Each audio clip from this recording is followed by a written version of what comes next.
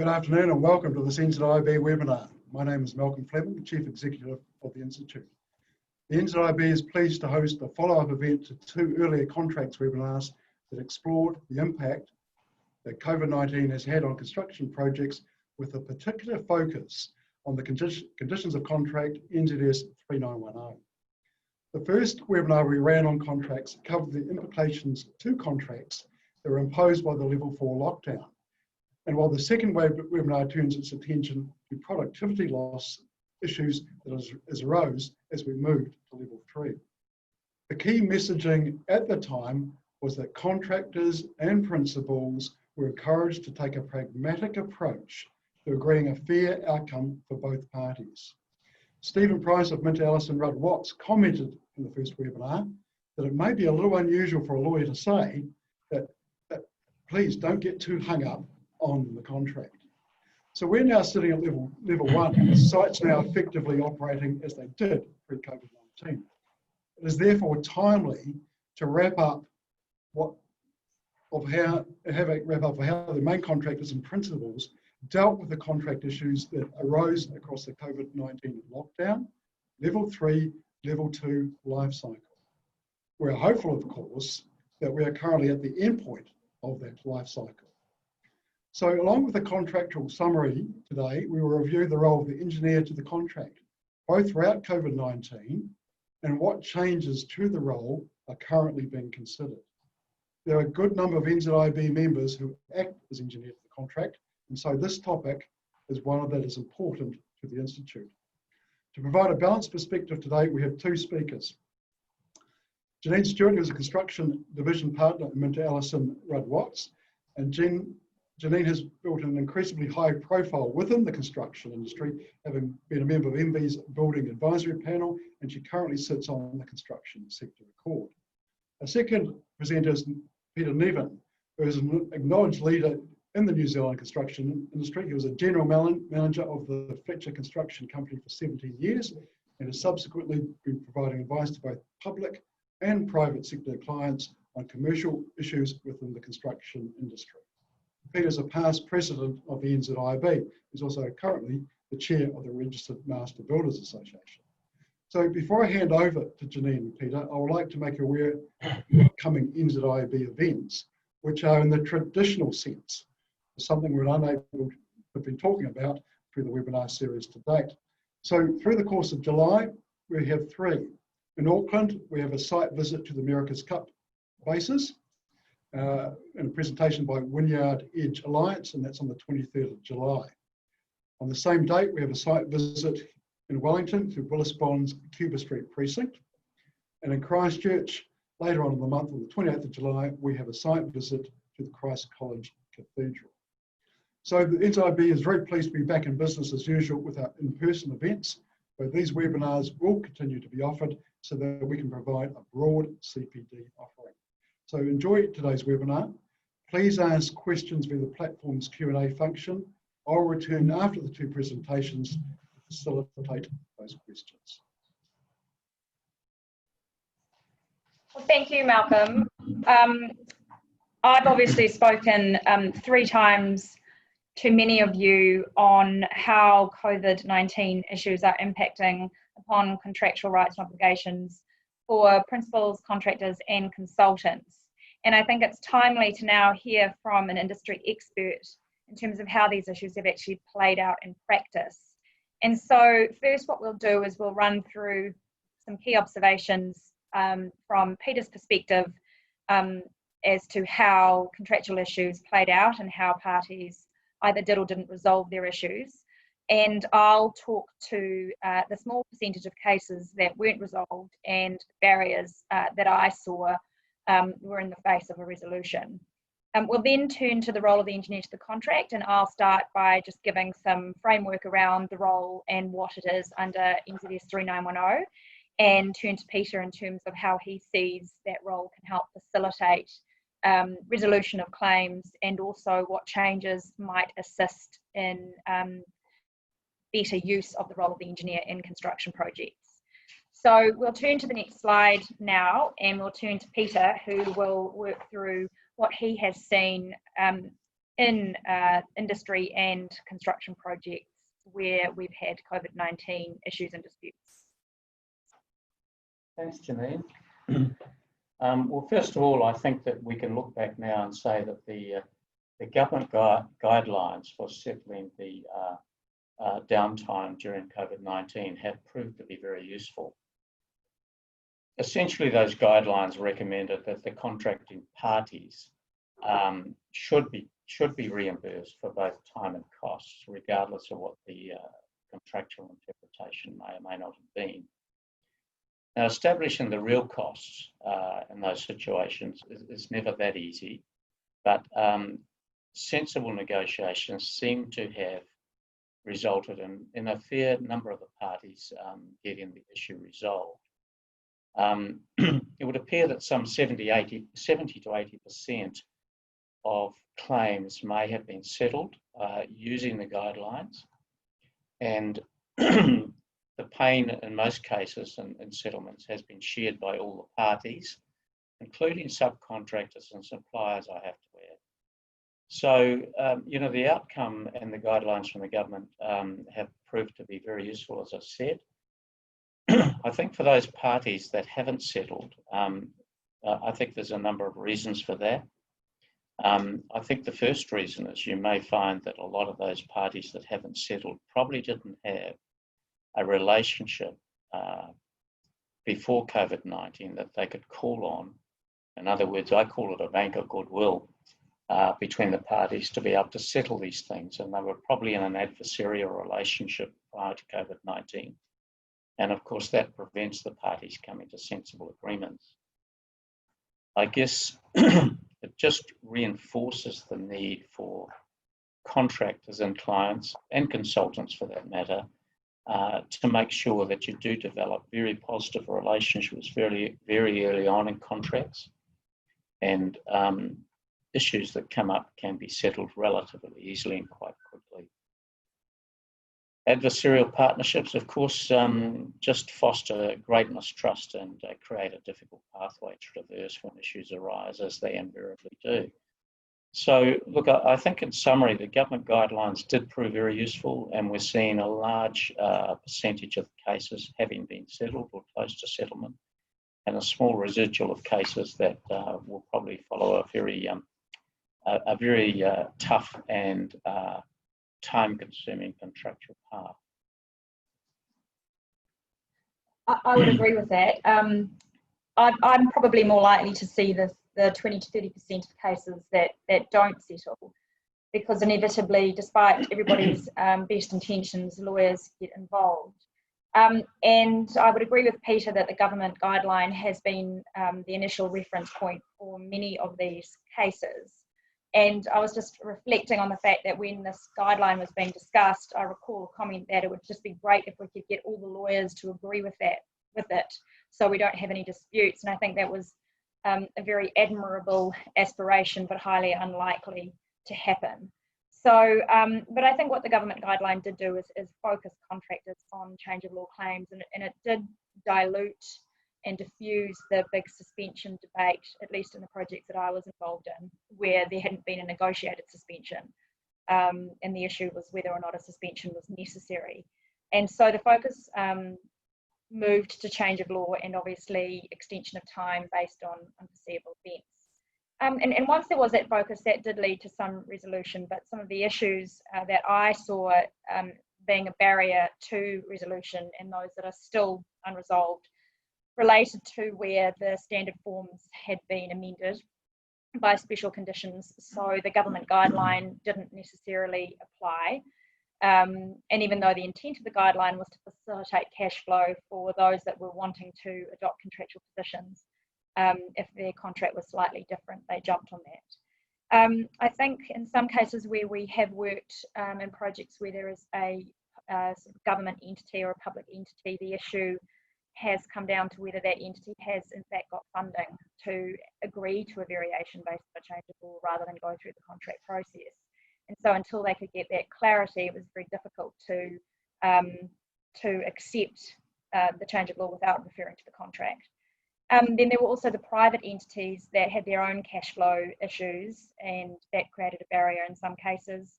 As Peter said, where relationships were fraught beforehand, this often meant that COVID-19 exacerbated those frictions and made it more difficult to reach resolution. And I know for some of our principal clients, one of their biggest concerns was the treatment by the contractors of their subcontractors, and whether payments made either based on an interpretation of the contract or really just to facilitate a pragmatic outcome would actually find their way to the supply chain.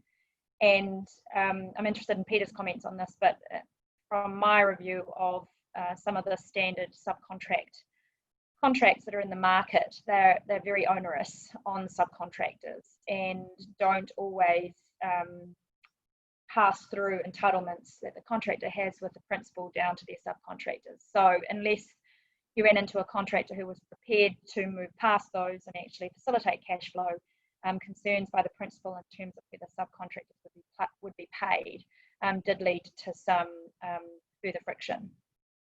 I'd agree with that. I think over the last probably 5 to 7 years, we have seen quite a proliferation of very tough subcontract conditions imposed by their main contractor, completely rewriting the head conditions of contract, and the subcontractors have certainly suffered quite severely with these contract conditions being introduced. So there is a need for the industry to reassess that and really go backwards where the head conditions of contract prevail. Maybe with some specials, you certainly need a few specials dealing with program and compliance and other issues. But when I see subcontract conditions hundreds of pages long, all different from the head conditions of contract, and I think the industry's got a problem if we allow that to continue. And subcontractors perform, 80% of the work on most projects. They're a very important part of it and need better treatment than perhaps what they're currently getting. Just looking through other observations that I would make, just looking at the contractual framework and some of the issues that arose. And I recently read an article written by a well-respected lawyer on whether the government's guidance note was correct and or whether a suspension actually should be granted under NZS 3910 under the contract. And it was quite an interesting take. It disagreed with the government's guidance note, relying on the fact that inherently the powers that were exercised by the government have been in place for many years, and that obviously contrasts with the argument that the inclusion of COVID-19 as an infectious disease triggered a change of law. So there were those 2 points. And I think the point that I read on the suspension is one of the better arguments I've seen, which was that essentially, and this ties in with the role of the engineer, which is that the role of the engineer is to clarify what's happening with the contract between the parties, and therefore the role of the engineer was to clarify that the site could not be accessed and that there was a suspension. And this is particularly the case where under the contract, the contractor is required to perform their contractual obligations unless the engineer makes an alternative order. So that was the argument that was run in that case. And then on the other side of that, I take sympathy with the argument that whilst the contractor is required to perform their obligations, this isn't to the extent that they're required to do something illegal. So there's still many different views out there, and you can see why some of those disputes are still running. But by and large, where possible, I think parties are actively still trying to find a happy place where there is cash flow that moves down through the contractor, down to the subcontractor, and everybody shares the pain. And so I think if we move on to the next slide, I'm interested in Peter's comments on essentially through the alert levels, 3, 2, 1, what your views are in terms of how the health and safety protocols have impacted productivity on site. Sure. So it seems in the last week or two that under alert level 1, things on site seem to have returned pretty much to normal. Now, there is a raised awareness about hygiene on sites, and I think that's great, and I think it will remain. If we look at what happened under alert level 3, where we had social distancing as a requirement, certainly the productivity on the larger sites, and particularly multi-storage sites, was affected. Transporting people up and down man hoists and things like that became problematic. So under alert level 3 and 2, it was more difficult, but I think under alert level 1, we're seeing quite a return to normal in terms of productivity versus the productivity losses that we saw under alert level 3 and 2. And in fact, I think even under alert level 2, where there was still social distancing required,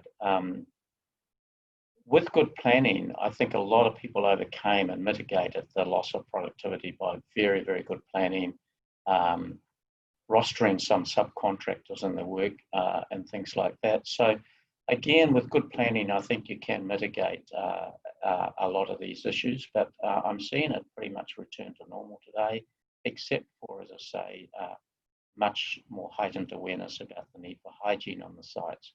And I think that's a great thing. So good planning in these situations is essential, and I think it has helped a lot.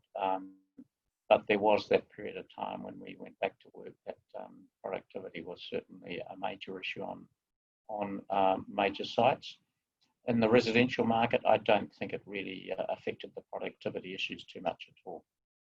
So that's sort of my view on it, that we are getting back to normal pretty much now and moving on with some confidence. Yeah, I mean, for the cases that I've been involved in where we're looking at disruption, certainly in the vertical space, that it was more pronounced and easier to identify, and I think will be easier to measure, but I'm obviously interested in those on the call in terms of what you think about that. Whereas when you're dealing with a horizontal site, there's obviously a disruption of some sort during alert level 3 and to some extent 2. Depending on how the project is running. But I think the difficulty is measuring that level of disruption and what tools are available, particularly in 2 where the disruption will not be so pronounced. So, I mean, I've heard, we've got the measure and mile approach where we rely on productivity prior to COVID and measure it against what's happening in alert levels 3 and 2, but that requires a level of intervention and facilitation of both parties to consider that issue during those alert levels. I think rather than just relying on the benefit of hindsight. Have you seen other tools used, Peter? No, I haven't seen any examples, to be honest, of measuring the productivity losses during that period. I've heard percentages quoted, but no verification of those percentage losses have been forthcoming. I think there is a debate about the extent of disruption in level 2, and I think those are likely to be the more contentious claims. Right, well, I think we'll move to the role of the engineer now, unless you have any further comments, Peter. No, that's good. So I'll just give the framework on the role of the engineer and then move to Peter to sort of talk about what's happening in practice. But as I'm sure many of you will be familiar, there has been attention for decades on the dual role of the engineer. Whilst we're presently using NZS 3910-2013, this has been a problem that has dated back right to the 1800s. I read a paper prepared by a very thorough author that went through the evolution of the role of the engineer. And whilst the original engineer to the contract was actually a lawyer and an engineer, hence the decision maker, we're now seeing many different professions taking up the role of engineer to the contract. So it's not to be confused with the degree of engineering, although many engineers are also engineers to contract. We see most commonly quantity surveyors taking on that role with a good amount of project management and industry experience. But the obvious tension is that the engineer acts as both the agent of the principal in administering the contract and then in a fair and impartial certification role. And frequently, I'd say at least once or twice a month, we are seeing claims, either we're acting for contractors that are making these assertions based on sound grounds, or we're acting for principals who are receiving these claims that the engineer is not acting fairly and impartially. And there's obviously an inherent conflict for the engineer in that their consultant agreement is with the principal. They're being paid by the principal, and they've got to move away from that knowledge to act fairly and impartially when they're making decisions, despite the fact that in many cases the principal does exert some pressure on the engineer to reach an outcome. Certainly when I first came back from the Cayman Islands about 12 years ago, when I initially joined meetings, the engineer would be in the meetings when we were dealing with disputes and issues. And now we're very clear that if we are working with the principal, the engineer is not to be in the room unless in exceptional circumstances, because obviously that's influencing the fair and impartial roles. So there's certainly processes that I've seen being put in place to try and guide us through the issue, including when any correspondence is made to the engineer, it should be copied to the contractor if it's in relation to a dispute between the parties or a claim. As principal, you have an obligation to ensure that the engineer does act fairly and impartially under the contract. And so to that end, should be encouraged that the engineer talks to both parties when making a decision under the contract. Interestingly, the Court of Appeal has found that it's not a matter of finding that an engineer intended to be biased under the contract to find that they weren't impartial. The effect of their decision must objectively be seen to be unfair to one party. So it's actually not about demonstrating what the mind of the engineer was or that they meant to favour the principal or the contractor. It's the effect of their decision, whether when you look at it objectively, it actually favours one party. One of the other tensions that I've seen more recently arise during COVID-19 is the expectation of the parties that the engineer will act as mediator between them in very contentious disputes. And I find that difficult because the engineer has to make a fair and impartial decision on technical issues between them, but is then also trying to facilitate a negotiation and speaking to each party in relation to their respective bargaining positions. I find that inherently difficult, although Peter might well have comment on this, because I know many do see the role of the engineer as to sort of guide the parties through the contract. I think I can say that on behalf of the construction industry, there is a very high level of dissatisfaction with the current contracts and the engineer to the contract appointment. First of all, the appointment is generally made without reference to the contractor. They do have a right to object to it, but that is very seldom exercised for obvious reasons. And the dissatisfaction really comes around about the point that Janine raised, that the engineer to the contractor is generally there to act as agent of the client and then act impartially and put a different hat on to act impartially in the case of disputes arising. So I know that there's a lot of review going on about this at the moment, and I think that's good for the industry to have a complete review of this role. I think the engineer to the contracts role is a difficult one, and maybe we also need to look in this review as to what the liability that the engineer is under in making determinations too. Now, there are other parties to the contracts that have indemnity against their decision making, and maybe that's part of the review that needs to take place. There are a number of parties reviewing it at the moment. Engineering New Zealand has got a paper out on some proposals at the moment. So I think over the next short time, we will see a complete review of that, which I think will be great for the industry, because the contractors generally have a very, very high level of dissatisfaction with the engineers to the contract. Terminology is important, and maybe the whole engineer terminology needs to be reviewed and not confused with the engineering discipline. So I think, Janine, we'll see a lot of discussion and hopefully some review of the conditions of contract, NZSS 3910, and some of the others, and maybe that'll ease the way through for all parties. And I think it's the willingness of the industry to embrace the change, because there's been some solid proposals put forward in terms of separating the roles. So you have one person who will be the agent, one person who will be the independent decision maker. And whilst that may add an additional cost because of the the inherent knowledge that the engineer has on the project, it could save a lot of costs on the other side, because we're not having that level of distrust. I'd also have to say that I have acted for engineers to the contract, and have known some of them very well, and over the years have seen the level of stress that the role can actually put on engineers, to the point one of them that I was working with had a nervous breakdown just based on the level of antagonism between the parties, the level of pressure that they felt. And I think it's important that we make sure that the engineer has the tools available to do the job that they have to do, and whether that's 3910 does enable the engineer to seek expert assistance, that can include legal assistance as well. So it's important to be open to that, because as you say, they are people. And I think the liability aspect is also important, because for those of you that have been in arbitrations, arbitrators typically declare null and void any liability in relation to their decisions, apart from specific exceptions, as do experts, to the extent that they're asked to make an independent decision. So why wouldn't that be something you'd consider for the engineer as well?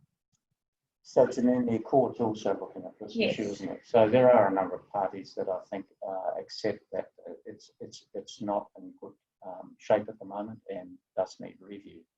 And probably if we can fast track that for the industry, I think it would be very good moving forward. And it is a recognised work stream with the Accord, and I think the competency of engineers to contract as well is also being considered, and potential endorsement of panels, at least for government projects, I understand, is in the mix as well. And I think the competency point is a matter that's important for all parties, the principal, the contractor, and the engineer themselves, because if they're not up to the job, that obviously increases the stress on the other side as well.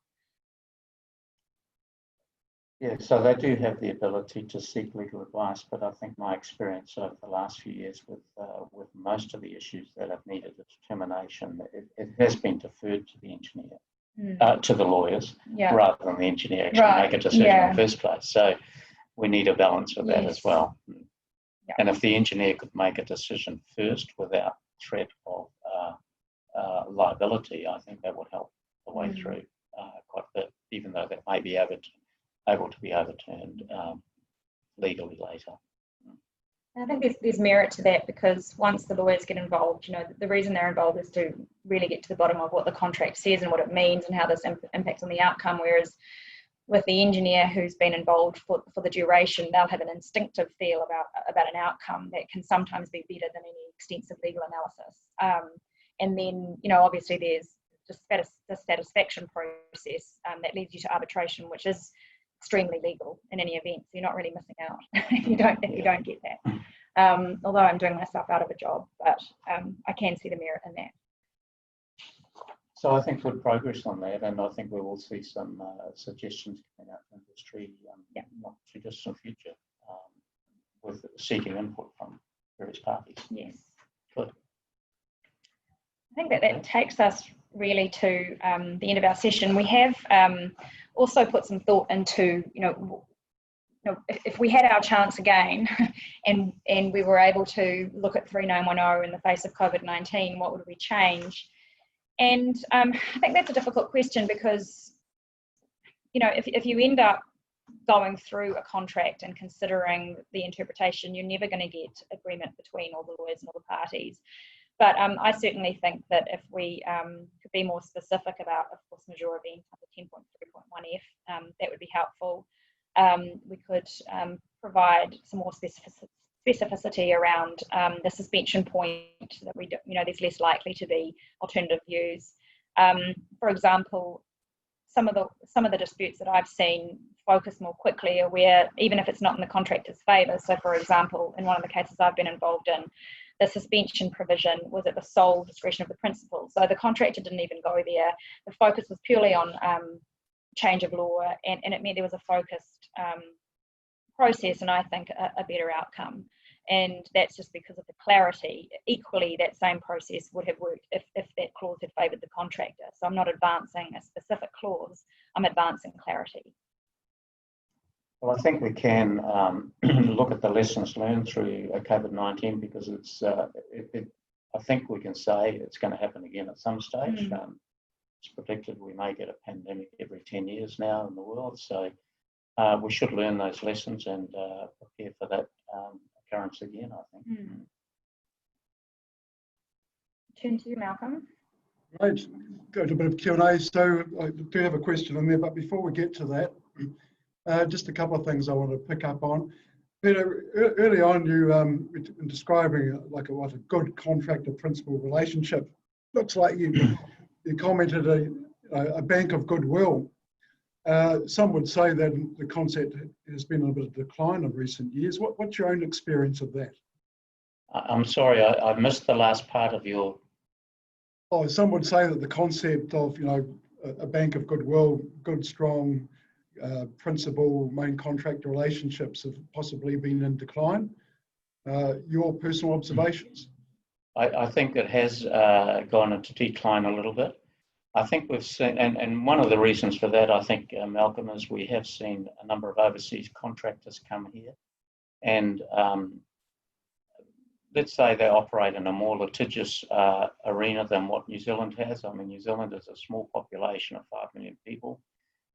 We consistently work with each other time and time again, whereas a lot of overseas companies might work with one party and never see them again in their lifetime. So New Zealand's small population and skills in the industry are limited. And so we've had to get on and resolve things in an amicable way. We've seen that challenged, I think, with some of the overseas, and I'm not knocking the overseas contractors, but they operate in a different environment than what New Zealand does.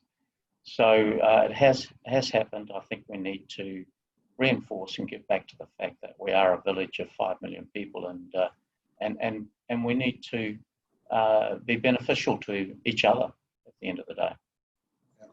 And I think that's a really valuable comment. And what came through both in the presentation and we were speaking earlier before we went on, is that the industry, the concept that industry is open to change now. And in terms of relationships is part of that. Changes in terms of an outcome of some of the level 3 and 2 restrictions were greater productivity on some commercial sites, which you touched on. Other areas that the two of you are seeing that the industry is open to change? What are you hearing? Yes, I think there are other things happening, and a lot led by government. So we have seen government move away from hard tender contracts to more negotiated fair risk apportionment type situations, fair margins. So things are happening, but I have to say that probably government departments are leading this at the moment, and that will have an influence, I think, in the wider industry. So yeah, it's moving in the right direction, perhaps not quite fast enough, but yeah, it is happening. I think that's right, and I know that one of the key messages is that the industry now needs to follow suit on the lead that the government has taken, but I think there's some ironing out to do, possibly in some legacy government contracts where the contracts are still seen by contractors as onerous, and we need to see those essentially play out, and more contractors appreciate the fair risk allocation approach that's being taken. And I think even private principals that have been burned by getting the best contract in the world from their perspective, where the contractor goes bust halfway through because, for example, they took on ground conditions that they knew nothing about. It doesn't serve anybody. So I have seen, particularly on the ground conditions, more of a sharing of the pain type approach. And I know that is consistent with international trends. When I was at the Society of Constructional Conference a couple of years ago in Chicago, one of the American construction lawyers was talking about similar issues in relation to ground conditions having an impact, and how we can adopt a better sort of sharing the cost of an investigative approach to that. We have seen over the last number of years, probably 5-7 years, Malcolm, all the risk dumped on the contractor. And that's caused a lot of pain. The margins in contracting are not sufficient to really be able to absorb the risks that come to bear in those situations. So I think contractors are more aware about what they can take on and what they can manage with risk, rather than taking on all the risks on behalf of all the parties. And that was sort of prevalent for a few years. Yeah, right. And that was the background too with the development of the Construction Sector Accord, wasn't it? Which is April 2019. The 6 months prior to that, we saw a number of main contractors and subcontractors, for that matter, under financial stress and into receivership, liquidation, etc. And there was a challenge put out by industry, which I believe the Construction Sector Accord has responded to. And the challenge being, we need to have more fair and reasonable contracts, and a challenge to government to start developing those contracts as an exemplar to the private sector. I'm personally seeing that starting to occur. I'm interested in your comments. Peter, are you seeing it for some of your clients that you represent? Absolutely. The government clients that I do advisory work for, look, there's an open acceptance that there's a new way forward, and that is a fair allocation of risk, fair margin, fair conditions of contract. And, the government is very open to that, and they're really leading the way with it. So I'm really quite pleased with the progress being made there on a number of major projects.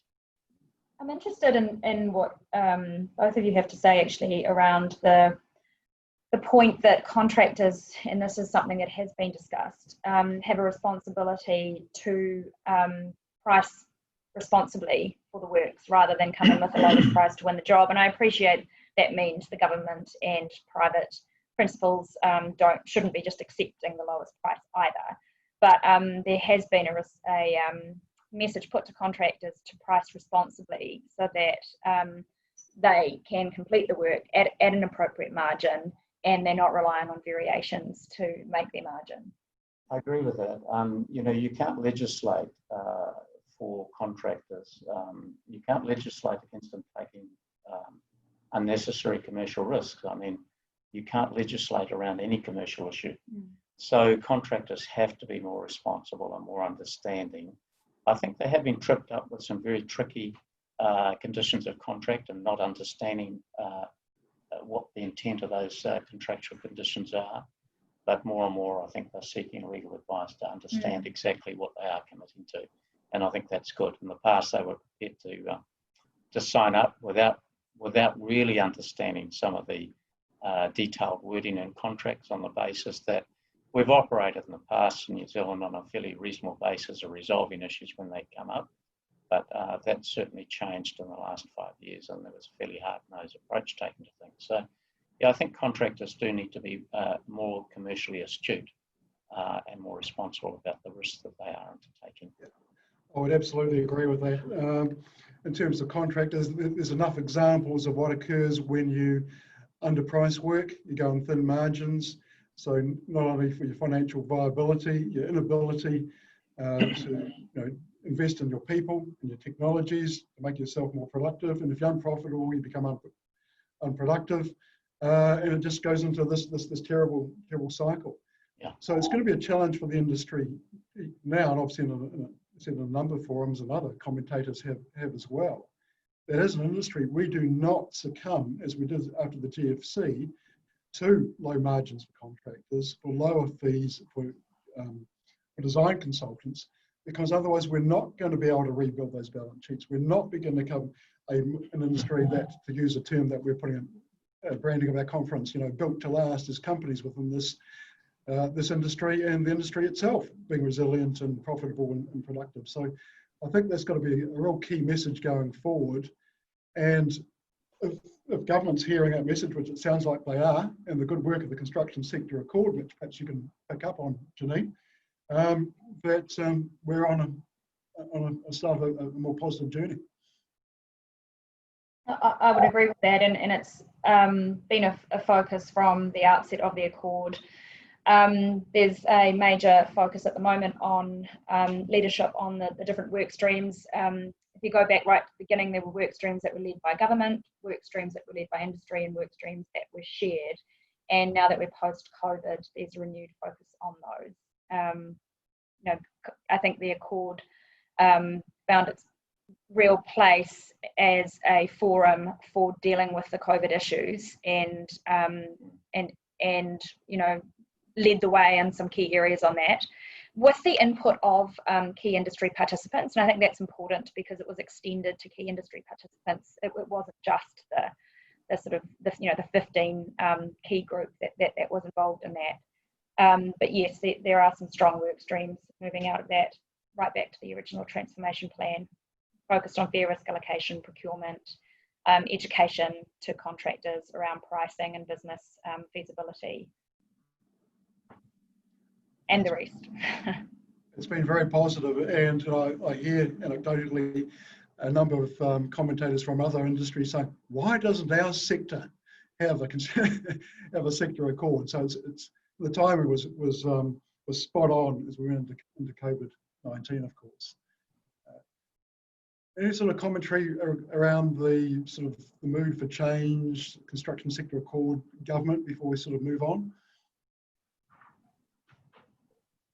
It's a work in progress. I think that's right. I mean, I think the key point, and I'm not speaking on behalf of the Accord now, but from my own observation, that, you know, there was a clear plan that was put together that will obviously be informed by things like COVID and what happened in the industry. But the last thing you want to do is go and create an entirely new plan and try and do too many things at once, because you just don't get anywhere. So yes, the appetite is there for change, because that was the intention of the Accord. There will be a transformation plan, but it will go right back to the core principles of the Accord that were set early on, and I think that's important. I just want a couple of questions starting to come in, but before we get to that, just on engineer to the contract. And Peter, you made a comment about the terminology, which you know is a bit of a topic for me as well. And maybe it is time to not only look at the role of the engineer to the contract and the competency levels required of that. And I'm aware of the work that Engineering NZ is doing, and some discussion about a panel, which I think is spot on. But we've also got to reflect that engineers of the contract, or those people in that role, come from a variety of different backgrounds and have multiple of different professional qualifications, whether they be architects, quantity surveyors, they've been main contractors in a previous role, engineers, or increasingly project managers. So I just want to sort of tease out that whole discussion about, is there a place for a panel? Is there a place for a statement of requirements, which should be primarily both qualification, whether that be an engineering, architectural, curious degree, or have undergone an apprenticeship in building, whatever that case might be, and experience. There's got to be a mix of the two. But is there a place now for putting down some framework around what an ET, engineer of the contract, brings to the role? I think there is. I think we do need to develop a skills matrix and have that graduated, so that a person that wants to be considered an engineer to the contract can be appointed to certain value projects to start with and gain some experience and move on and move up the scale of the larger projects. So yes, I do agree with that, Malcolm. We need a skills matrix and an experience base requirement for them to get on the ladder and then work their way up to the larger and larger projects. So that has been talked about too, I think, Janine. So you're absolutely right. We do need a panel of competent people that can be referred to and drawn on when an engineer to the contract is appointed. Okay, we've got some questions. I don't know the answer to this one. As a main contractor, do you have to share the GWS with the client? GWS. What's the GWS? For those who don't know? I don't know. GWS. Okay. Morse code. or perhaps if the person who put that in there could perhaps tell us what GWS stands for. What are your thoughts? This is probably for you, Janine. What are your thoughts on lawyers rewriting the general conditions of contract NZS 3910, which I don't think is the intent that lawyers do that. I think there's a whole panel of people from across the industry doing that. But what have you heard? Look, I'm just going to be frank. 10 years ago, we were dealing with various different types of projects post GFC, and I was an advocate for bespoke contracts because every contract is different and requires its own terms. I've come a long way since then. I understand the argument that wouldn't it be helpful if we have a standard template that only requires amendments in specific circumstances where necessary, rather than rewrite the whole thing because everybody understands it. And I think there is a lot of merit in that. As a lawyer, you do tend to pick holes in things, and I do think there are areas of 3910 that could do with some improvement. But and I think there is a focus group that is looking at this. But I do see the merit in a standard form, but I do think that in some instances it is necessary to have some special conditions, but we have to be careful about how extensive they are. And I also think we have to be careful about how many words we use. I was quoting Winston Churchill a couple of days ago. Don't ask me why, about keeping things simple and less words are better. A quote to that effect, and I think that's important when we're looking at contracts. I've got a explanation of GWS as government wage subsidy. So we're all thinking contracted terms, but so the general rules around that, if at the time that you applied for it, you're eligible, then you don't have to give it back. That's my understanding. Janine, I think that's my understanding as well. I'm not an employment law expert, but my understanding is that if you qualified and your forecasts remained as you predicted or lower, then you don't have to pay it back. Yeah, there's some issues there that I think the industry need to be just a little bit careful about, because I am hearing some practices developing at the moment which may come under scrutiny. As you know, I mean, the wage subsidy, both the first one and the second tranche, came in very quickly, and when things are enacted quickly, there'll always be loopholes with them. One of the things that I've heard in the last few days is a number of companies deferring their monthly invoicing at the moment so that they get under the 40% threshold, and they qualify this month and they'll catch up with their invoicing next month. So, those sorts of practices are a bit alarming to me. So, everything's subject to abuse, unfortunately, and our industry needs to lift themselves above that, in my view. So just a word of warning, Malcolm. I think we've got to be careful about this.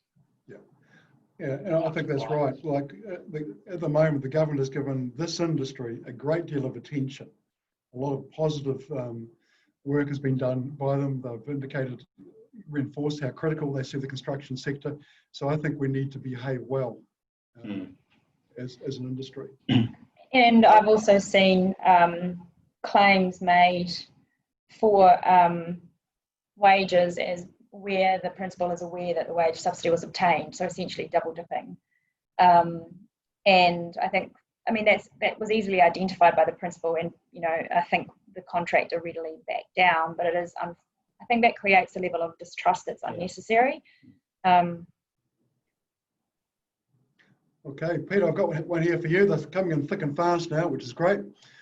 So, Peter, do you think the commercial construction industry has taken a consistent approach to claiming fairly through AL4, or have we seen some passing of costs to a reliant supply chain so as to protect client-contractor relationships? I think, again, Malcolm, you can almost put this down to the sort of percentages. 70-80% of people are operating fairly and squarely, and you'll always get 20-30% that are looking to advantage the situation for themselves. And that's unfortunate because, as we said before, that creates mistrust in the industry, mistrust between main contractor client, main contractor, subcontractor, suppliers. The last thing you need is to build up a relationship that is distrustful because it affects a whole range of things, including productivity and motivation. So we need to be careful about that, and I think you know, the industry needs to think very carefully adopting practices that are such that you've identified. So relationships and the strength of those relationships that is not just with the principal and main contractors, with the main contractor and the subcontractors, but it's with the design consultants and the contractor, etc., etc. Yeah. Correct. One for you, Janine. If a dispute arises under the interpretation of the written contract, can can relief be sought under common law principles?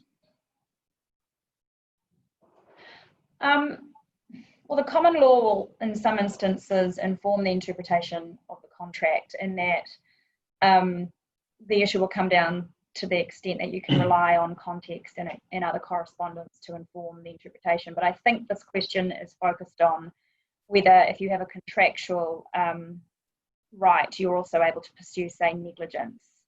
And that very much depends on your contract. If you've got a really extensive contract that sets out in a very prescriptive way the rights and obligations of the parties, it's less likely that there will also be claims available in negligence.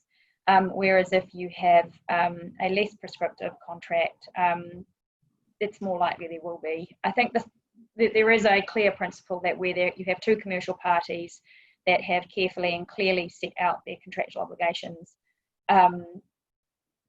you need to work hard to find a common law claim. I know under the standard forms for the consultants, there's a specific provision that essentially prescribes a limitation and a liability cap for all sorts of claims, including negligence. So I think in those forms, common law claims are actually preserved.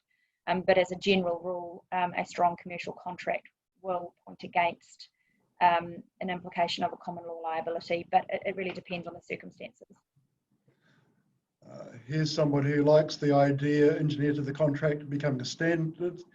Some of the framework to be a charter, things like engineering, project management, quantity surveying, arbitration, etc. should be part of that. So there's someone in support of that whole concept. Here's a question for you, Peter. Can an engineer to the contract make a call on whether the main contractor has a role, whether the main contractor has to share the government wage subsidy with the client, or is it within this role? I think that sounds a bit. I think the question is, can the engineer rule on the government wage subsidy as to whether they're entitled to it or not? I don't think it's a question for the engineer. It's a commercial issue, isn't it, Janine?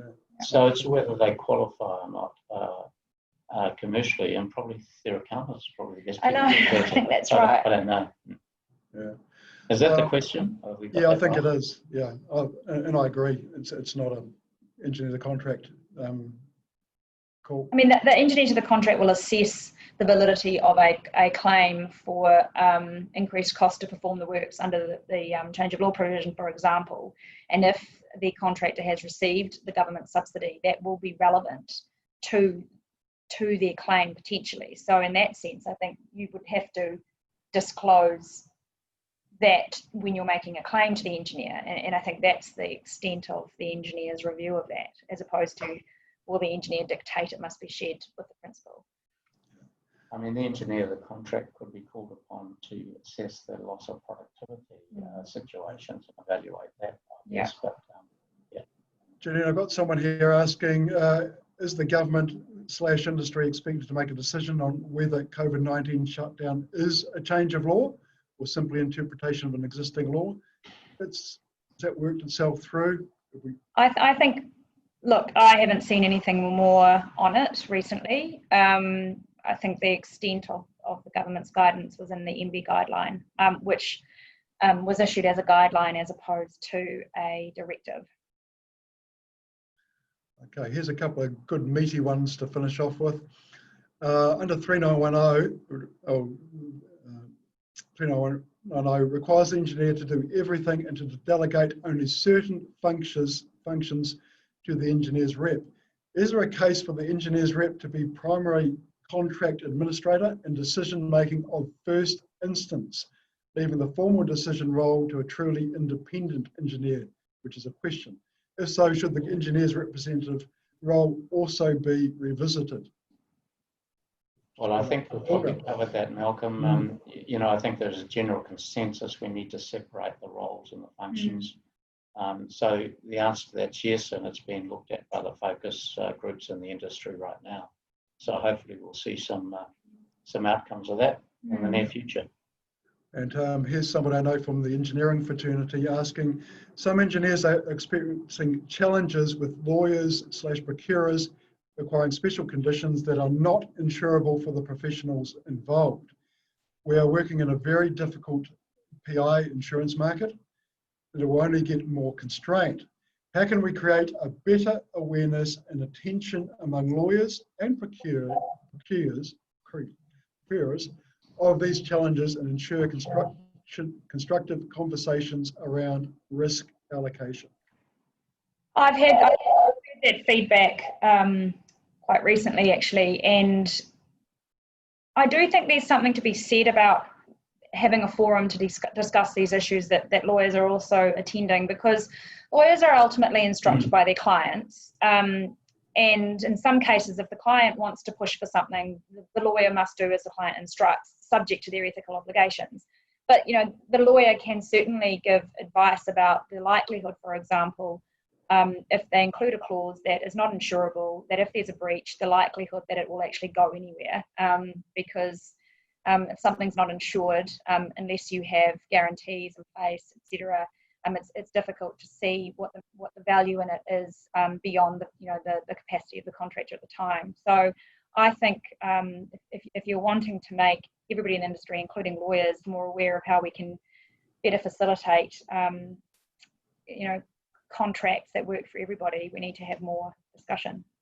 But again, Malcolm, I think we touched on this further back, was that, you know, this is a commercial issue again, isn't it? And if it's uninsurable and so forth, the pushback has to be they're just not going to take that risk, really. And until industry starts doing that, you know, we're not going to see this sort of problem move away. Yeah. And that's something we have not been good at as an industry, isn't it? Being able to push back. That risk is not acceptable. That sort of margin is not acceptable. And getting better about selling what the service is that we might be providing to a project. Yeah. One final question here. If we need to move back to level 2, 3 or 4, heaven forbid, should each step be seen as a separate event by the engineer to the contract? I think that is how they've been treated, the different alert levels. I've seen the claims run in that way, that each alert level is treated as a separate claim, but I'm not sure that's necessarily the right way, so to speak. What have you seen, Peter? I'm not sure. I'm not sure I can give an answer on that. God forbid if we head back that way. But, yeah. All right. I've just got a couple of more minutes, and I want to touch on something for a quick 30 seconds. So, firstly, thank you, Janine and Peter. It's been a really good presentation and a great conversation. Just on this, up on the slide at the moment is two upcoming events, both of which are key ones for the NZIB and quite large industry events. So one of them is our industry awards, which has been pushed out to October this year, and entries close the 24th of July. I'm aware there's a few design consultants on the call today, so there's a consultants category in these awards as well. The actual event itself is on the 30th of October in Auckland. On the same date, we have our Built to Last conference, and that will be addressing the Built to Last as a theme from both the construction industry perspective and a built environment perspective, and we'll also be focusing on the topics of technology, resilience, and well-being. So that conference will be in a hybrid format with in-person and virtual attendance. So I just thought I'd mention those. We had a good audience. Well, thank you once again, Janine and Peter, and great to see you. Peter, we haven't caught up for a little while, so it's good to reconnect. And Janine, this has been your 4th webinar, so thank you very much. And keep up the good work with the Construction Sector Accord. It's been very meaningful and the industry is very grateful. Thanks, Malcolm. Thank you, Okay. everyone. Thank you. That's us. Thank you.